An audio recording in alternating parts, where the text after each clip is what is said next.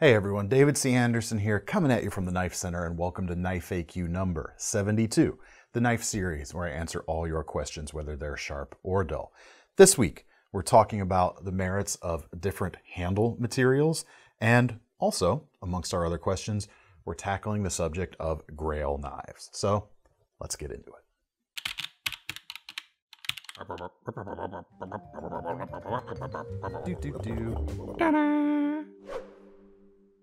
All right, for those of you who are new to this series, here's the deal. Leave your questions down in the comments below, and we comb through and pick out some ones that we feel like are going to be interesting to feature in future episodes. So if you want your shot at having your question in one of these vids, that's what you got to do.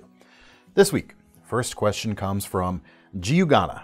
Hey David, I was wondering why there seem to be very few knives with wood handles nowadays. Do they actually have significant disadvantages compared to aluminum or FRN scales? Also, do you know why so many of the ones that are actually available are from Italy? Sure, let's dive right into it. I think the reason you see less in the way of woods generally, especially when we're talking, mass-produced knives, is wood is inherently less stable than something like FRN or aluminum or even micarta, stuff like that. Because it's a natural, breathing, porous material. It can shrink, it can warp a little bit, it can do things. I know me personally, in the area where we are, there's a lot of humidity, and even just trying to get when I'm building stock removal knives myself, when you try to get that piece of wood flat so it'll hit up against the tang of the knife, get it flat, leave it for a couple days, it's bent again. So it definitely creates more opportunities for things to go wrong in a production environment. And you can get around this a little bit with certain stabilized materials, whether we're talking like a natural wood that's been impregnated with resin and stabilized that way, or dealing with like a laminated product like Pack-A-Wood. And it's kind of a near and dear to our hearts material here at the Knife Center. We like the look and feel of natural wood handles too, but to kind of get around some of the downsides of that, we tend to spec out some of our exclusive with some cool Pack-A-Wood material. This one right here, one of our cool new favorites, or one of my new favorites anyway, a new version of the Delica from Spyderco with a VG10 core Damascus blade and ebony, not actual ebony wood, but a black Pack-A-Wood handle. And I'm not sure exactly what wood they use in the veneer process here, but you can dye it a number of different colors. There's some real gaudy ones out there, but we like to stick to more natural looks.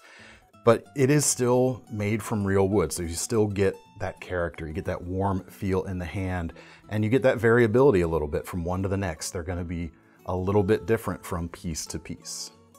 But you compare this knife to like the FRN handled versions of the Delica, completely different character. Obviously much more gentlemanly looking here. We also spec out a lot with more of a kind of natural brown coloration, such as this Artisan Cutlery Small Centauri right here. About 110 bucks for this one. Also with a VG10 based Damascus in this case. Coincidentally, I didn't even think about that when I pulled these two as examples.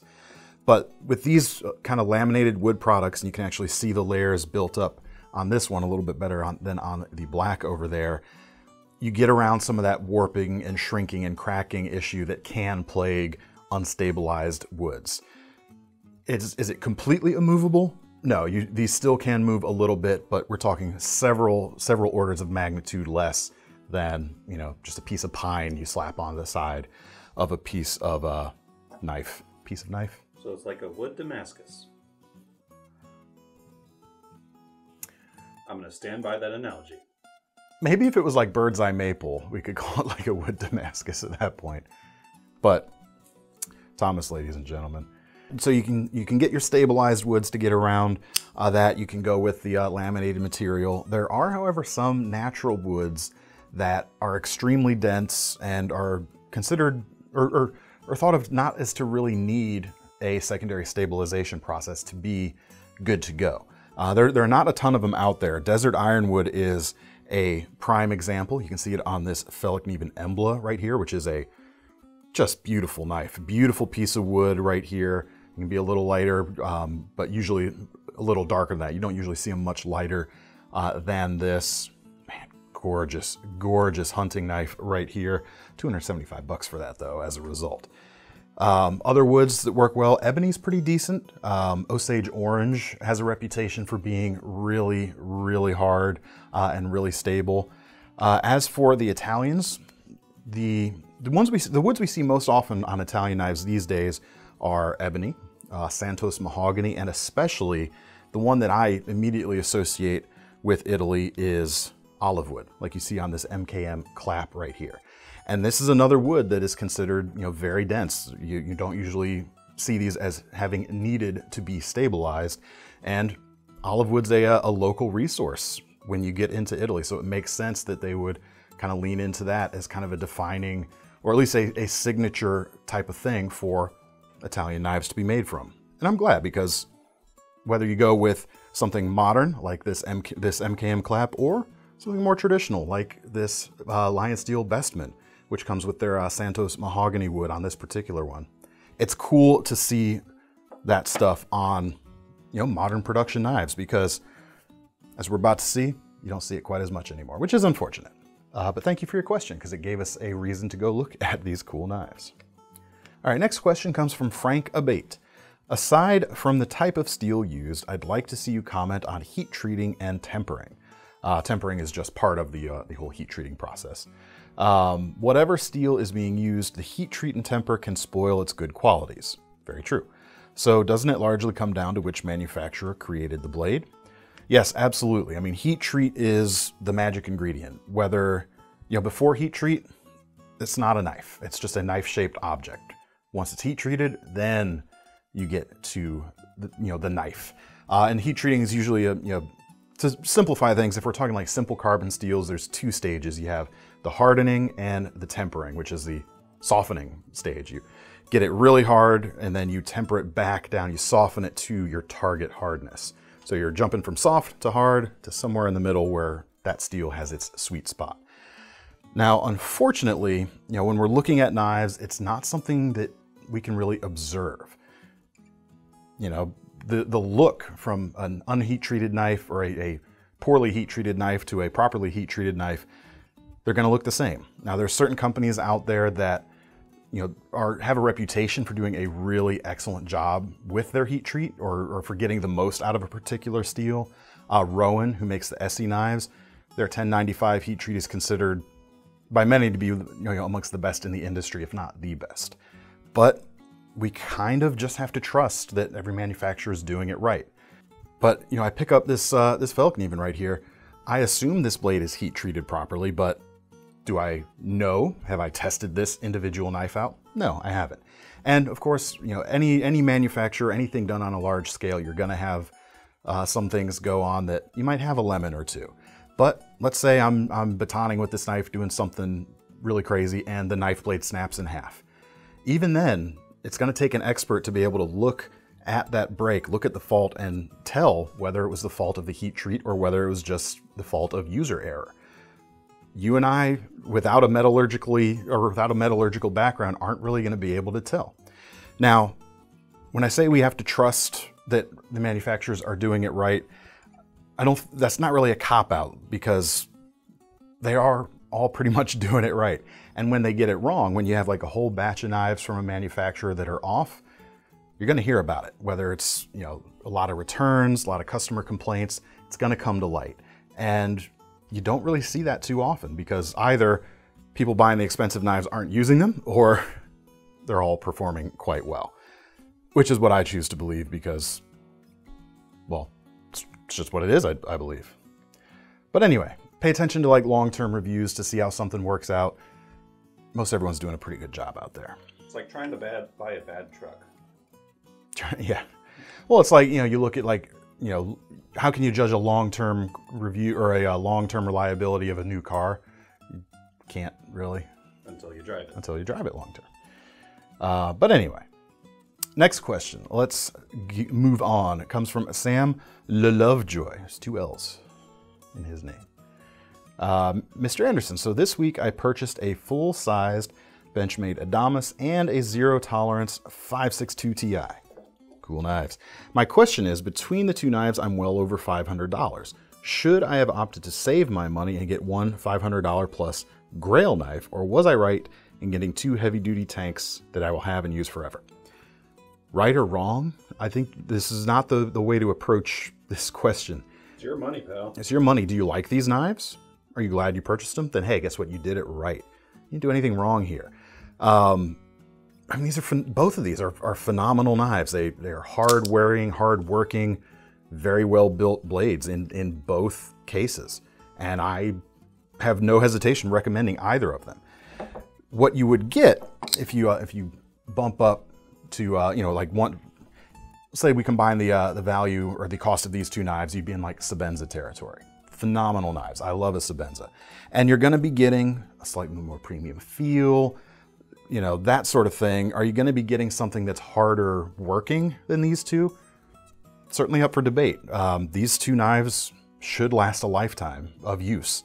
Should last a lifetime of pretty hard use too, and be something you could pass on. So it's when you're getting into this strata, what you're paying for when you reach for those Grails is specialness. If that's what you're going for, go for the Grail. If you just want the hard use, maybe you don't need to spend that much money. But as an example of what I mean when I say you're going to get more specialness, this knife right here, I think is an awesome Grail knife for many. I have never spent $1,500 on a knife, not even close. But you have something like this Rockstead right here, the Higo 2 XF or XCF ZDP. These knives are so special, I didn't even want to set it on the table. So I have it here sitting in the lid of its packaging, which is padded. We gave it a pillow. We gave it a nice little pillow because we've got here carbon fiber handles, gold titanium liners. Check out the blades on these guys. Mirror polished convex edge, straight to zero, no secondary bevel. And this right here is why I don't want to put my fingerprint on it. I don't even want it to touch the table because it is absolutely gorgeous. To get a mirror polish on a steel like this takes time and dedication. To get it where it's so perfect like this, when you're talking a convex edge down to zero, there's zero room for error as well. And the edge is perfect. No wobbles, it's perfectly centered looking down the blade. The top of the grind is perfectly parallel. That is not something you're gonna see in a $250 or even a $500 to $600 knife. You just aren't.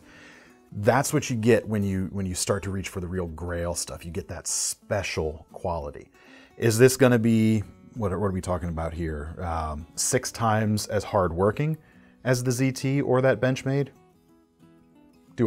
I believe that heck no is the answer. This is certainly going to be a knife that can be used very to very rough use if you want it to. But will you? But will you? I mean, man, this is a mirror polish. Never mind, I don't want to look at that. It's just gorgeous. And this is just on the production side of things. This is not a one-off custom knife. You could also get into stuff like this Greg Lightfoot over here. This is a $2,000 knife, or near as much as makes no difference. More than my truck. You always got to bring that up, don't you? That's a nice benchmark. Bench seats in the truck, too. Yes. Benchmark. There's nothing there. That was not even funny. Sorry, folks. But no airbags. But Thomas is going to put it in anyway, so.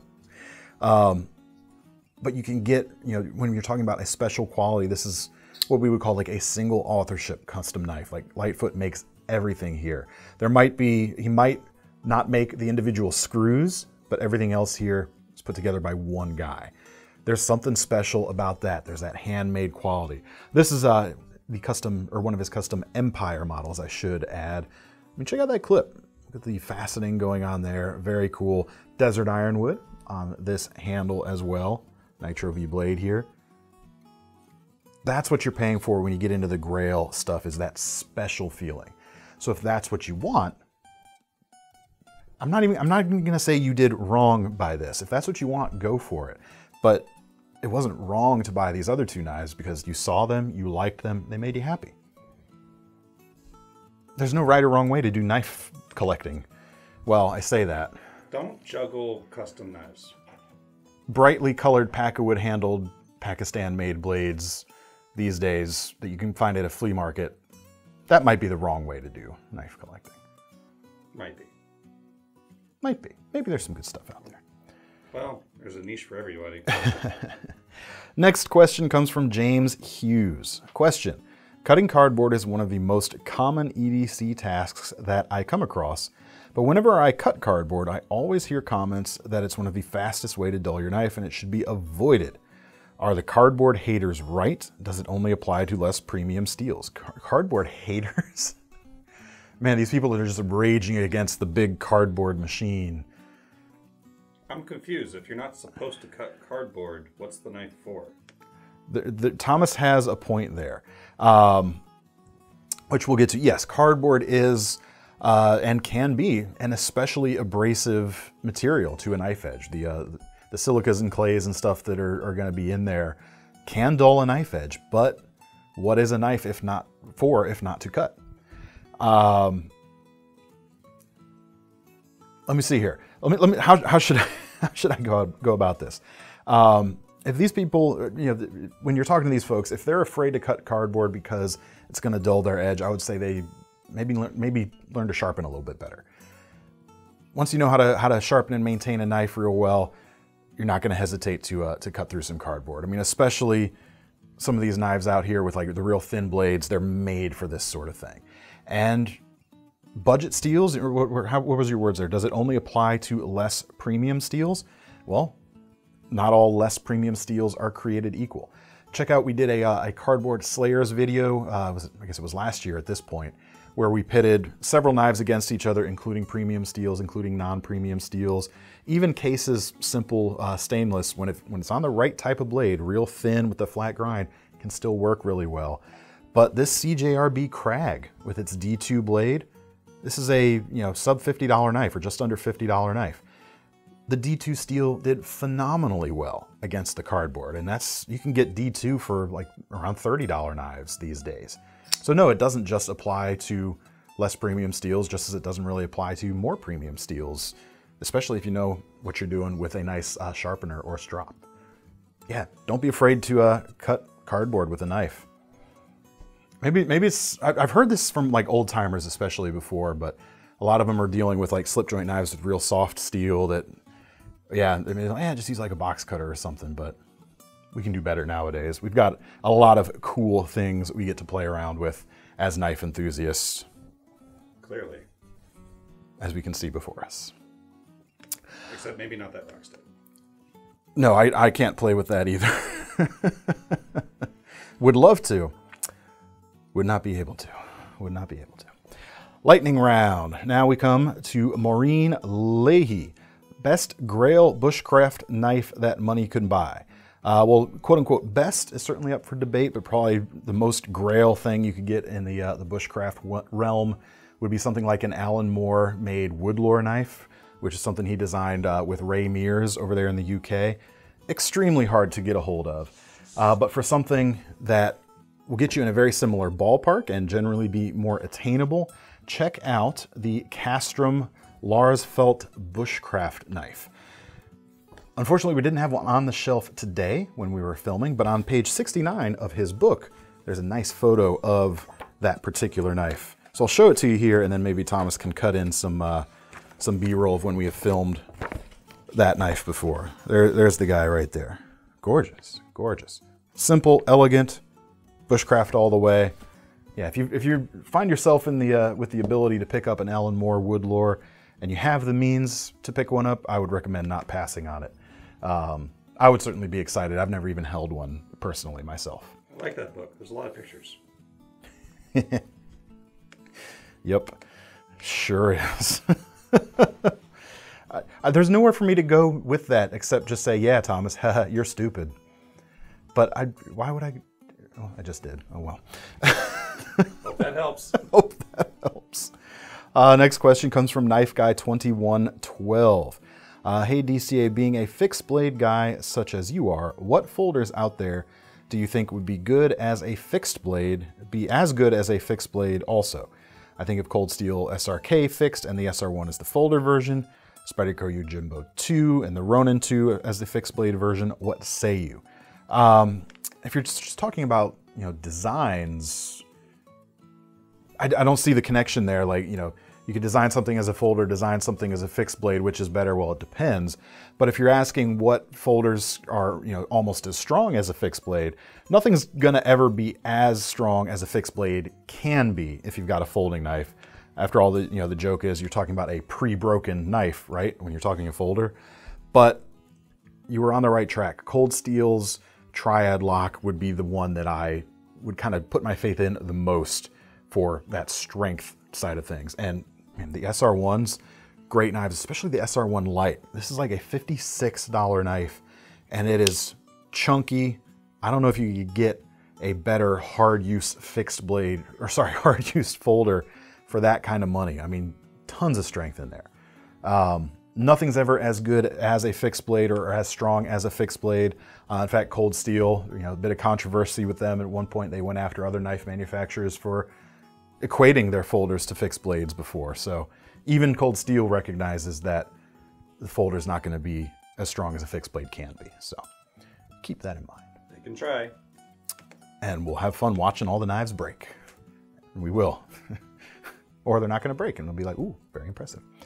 Eddie Daly asks, when I first got into knives, I wanted everything from every brand.